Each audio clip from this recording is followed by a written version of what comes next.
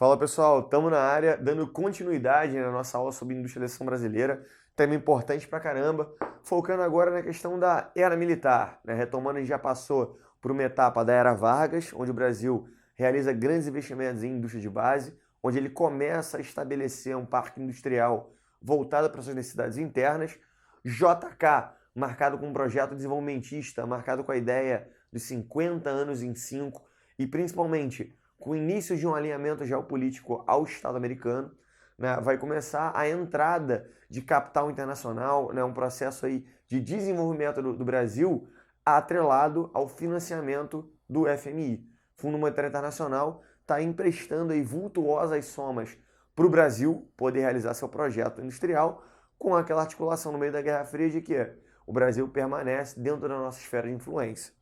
Só que qual é o grande problema? Apesar de eu ter um projeto desenvolvimentista levado, né, a cabo por JK, os aspectos sociais ainda ficaram muito de lado. O Brasil era e ainda é um país com grande desigualdade social, com problemas, né, relacionados à infraestrutura, a acesso muito sérios. E aí é lógico, como os projetos político-econômicos não estavam colaborando para minimizar a situação da população mais pobre, para melhorar a qualidade de vida dessa galera, é óbvio que as ideias opositoras ao capitalismo começaram a encontrar bastante eco aqui. Não só aqui, como na América Latina como um todo, né? E os Estados Unidos percebendo isso, percebendo que mesmo com a proximidade política, mesmo com o financiamento, com o empréstimo para projetos de desenvolvimento, ainda assim não conseguia manter afastado as ideias socialistas, né, de influência soviética. Os caras vão começar a adotar uma linha um pouco mais rígida, né? A gente vai ter aqui no Brasil, em 64, durando até 85, a questão da era militar, né, os governos militares assumindo, mas aí o destaque não é só para o Brasil, né? Os países latino-americanos como um todo vão estar marcados por governos que têm tem caráteres autoritários, né, que têm caráteres muito pouco democráticos, né? Vão ter um período aí histórico pautado nisso, que foi a estratégia utilizada para manter longe, né, combater esse inimigo interno, que era o perigo vermelho, né, que eram os inimigos socialistas. E qual é a grande questão? Qual é o grande ponto que aí você tem que ter, né, na sua mente?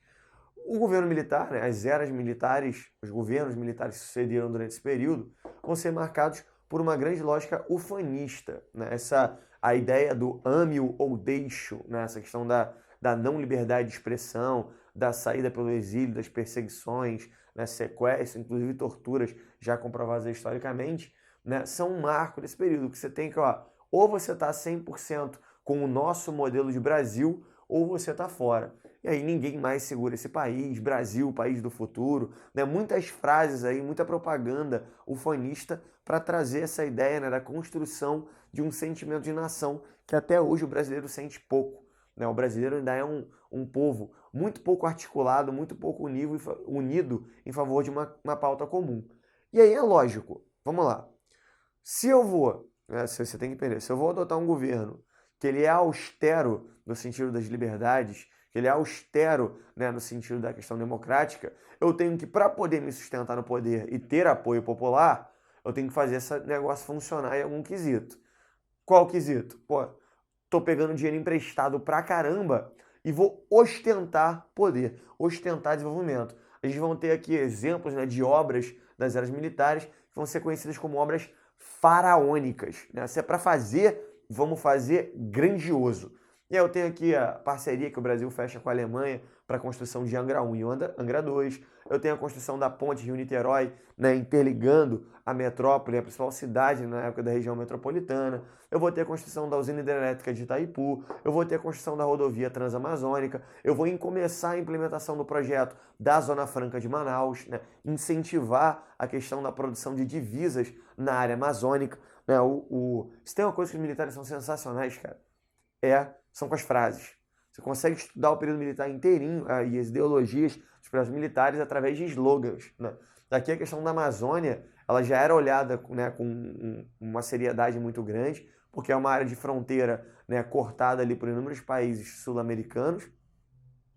E aí a ideia era uma área de densidade demográfica muito baixa, é um grande vazio demográfico. E eu disse assim, ó, a Amazônia, nós temos que integrar para não entregar. Se a gente desse mole com a Amazônia, os países circunvizinhos poderiam começar a iniciar atividades, projetos de ocupação mais efetivas e aí reivindicarem a posse desses territórios. Então, pô, a rodovia transamazônica, a Zona Franca de Manaus, desculpa aí, né, Zona Franca de Manaus, vão ser projetos, né, posteriormente, projeto Calha Norte, estabelecimento de bases militares ao longo da fronteira. A ideia é exatamente essa, né, garantir a nossa soberania nacional. Eles estão fazendo obras gigantescas.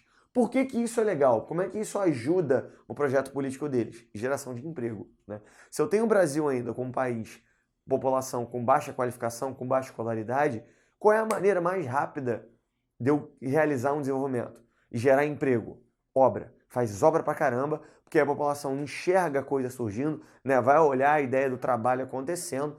É aqui que começa nessa relação com as empreiteiras, que a gente acaba percebendo hoje, né? São relações minimamente promíscuas aí entre poder público e poder privado, né? Vão bater aqui esse negócio de grandes empreiteiras entrando com esses projetos. E aí eu estou fazendo obras, estou gerando emprego pra caramba, né? E aí, lógico, estou gerando um processo muito grande, só que apesar do desenvolvimento econômico ter começado a acelerar, a gente também evidencia a questão da concentração de renda sendo exponenciada, né? Havia uma ideia de que, né, tem ali a escola de Chicago, né, com uma série de ideias econômicas que começam a ganhar força, e uma delas era de que para o Brasil poder ser forte, que um país, para poder ser forte, ele deveria ter uma reserva de capital muito expressiva, né? Era importante eu ter um sistema financeiro bem estabelecido. E aí qual é a grande questão? Eu tenho que adotar um projeto econômico que permita o acúmulo desses capitais. Eu tenho que fortalecer minhas instituições financeiras. Só que se eu pagar, né, se eu diminuir a pobreza, se eu der dinheiro para o pobre, pobre faz o que com o dinheiro? Gasta, né? Óbvio, eu tenho uma população vendo em condição de muita austeridade, muita pobreza, e aí se você começa a dar dinheiro para esse cara, ele obviamente, ele não vai acumular, ele vai começar a adquirir bens de consumo, ele vai começar a gastar esse dinheiro para tentar melhorar sua qualidade de vida, e aí é óbvio, esse negócio não vai dar certo.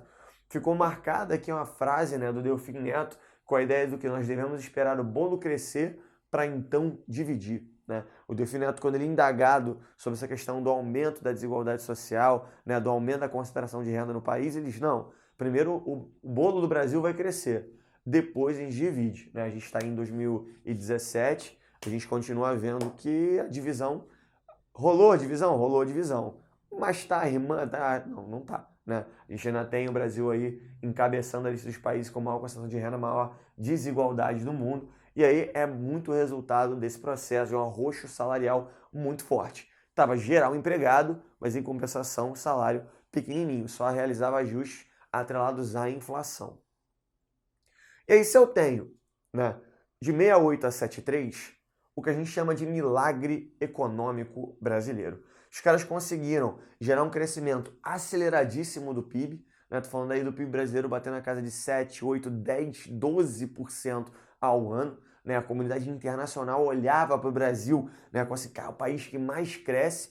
Em 1970, o Brasil ganha a Copa do Mundo, né?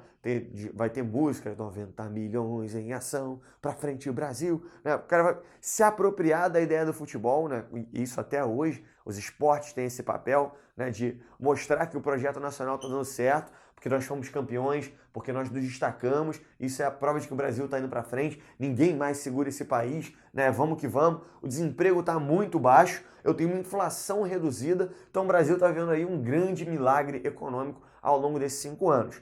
Óbvio, né? Reforçando, todo esse milagre econômico é financiado pelas instituições financeiras, pelo FMI, a dívida externa do Brasil está crescendo pra caramba, mas também dá uma olhar com neutralidade aqui, né? Vamos olhar assim, tem problema o Brasil tá pegando dinheiro emprestado pra caramba? Tem problema você usar seu cartão de crédito? Não, desde que você tenha condições de quê? De pagar. Só que você tem como garantir que você vai ter um emprego, que você vai ter condição de pagar? Sempre um risco que você assume. E foi um risco que o Brasil assumiu, né? O Brasil estava com um crescimento econômico muito grande, pegando muito dinheiro a baixos juros pelo fato de estar aliado com os Estados Unidos, até que, em 1973, lá no Oriente Médio, eu vou ter a Guerra de Yom Kippur, o conflito entre o conflito entre Israel e Palestina, né? Pancadaria tá comendo, né? Os Estados Unidos interferem a favor de Israel, os países árabes vão ficar descontentes e com um boicote à intervenção americana, vão fazer o quê? Frear a produção de petróleo, fazendo o preço do barril triplicar, né? O preço do barril do petróleo vai aumentar 300% e era a principal matriz energética mundial. E aí, é claro, se o preço do petróleo triplicou, ferrou. Não tem mais grana, né? O custo da energia aumentou pra caramba, não vai dar para continuar com o milagre brasileiro. Qual é, professor? Mas o Brasil já não tinha Petrobras? Tinha, mas lembra que eu disse lá atrás? É caro fazer estudo mineralógico, geológico do país. Era muito mais barato eu importar o combustível do que extrair petróleo. O Brasil ainda não tinha uma produção tecnológica tão grande, vai começar com esse negócio. Isso é até a explicação por que você pega os carros aí da década de 70, né, 60, 70, verdadeiros beberrões. Os caras bebiam pra caramba. Só pega um Opala, né? Tu pega uns carros desses, assim, só de ligar, 2 litros de combustível vai embora. Né? Sobe aquele cheiro de sustentabilidade, uma maravilha. Né? Bebe fazendo aí 3, 4, 5, 6 km por litro, que hoje é uma marca impensável, né? Para um carro, mesmo que seja um esportivo, então uma marca dessa é algo muito baixo. E é lógico, a crise do petróleo ela não afeta só o Brasil, né? Afeta a comunidade internacional como um todo. E se o próprio Estados Unidos foi abalado pela crise do petróleo, a disponibilidade de capitais para empréstimo começa a ficar cada vez menor. E óbvio, os juros da dívida vão aumentando. E aí, dentro dessa cena, o Brasil não mais consegue sustentar o seu crescimento econômico e a gente vai entrar numa outra etapa, num novo momento de crise brasileira que a gente vê no nosso próximo vídeo. Fica com a gente, bons estudos, tamo junto.